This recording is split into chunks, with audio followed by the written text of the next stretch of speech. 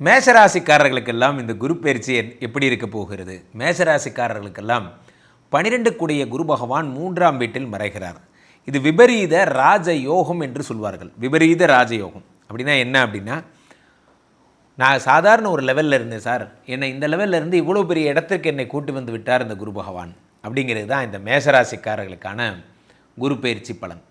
So ஜென்ரலாக ஒரு வாரத்தில் சொல்லிட்டேன், உங்களுக்கு வாழ்க்கையே தலைகீழாக மாறப்போகுது சார். என்றைக்குமே 3 கூடைவன் 6இல் மறைந்தால், 6 கூடைவன் 8இல் மறைந்தால், 8 கூடைவன் 12இல் மறைந்தால் அது விபரீத ராஜயோகம் என்று அழைக்கப்படுகிறது. அவ்வகையிலே 12 கூடிய குரு பகவான் 3இல் மறைவது விபரீத ராஜயோகத்தை உண்டாக்குகிறது.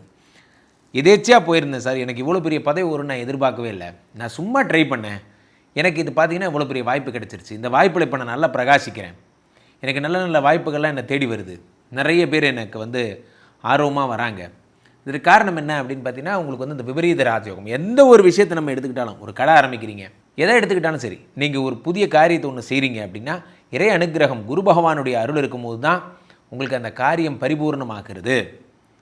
நான் ஒரு ட்ராக்கில் போனேன், அந்த ட்ராக் என்னை எங்கேயோ கூட்டு போயிடுச்சு, இப்போ நான் எங்கேயோ ஒரு பெரிய இடத்துக்கு போயிட்டேன். ஸோ 3ஆம் இடத்துல இருக்கக்கூடிய குரு பகவான் 3இலிருந்து 3, 4, 5, 6, 7 பார்க்கிறார்.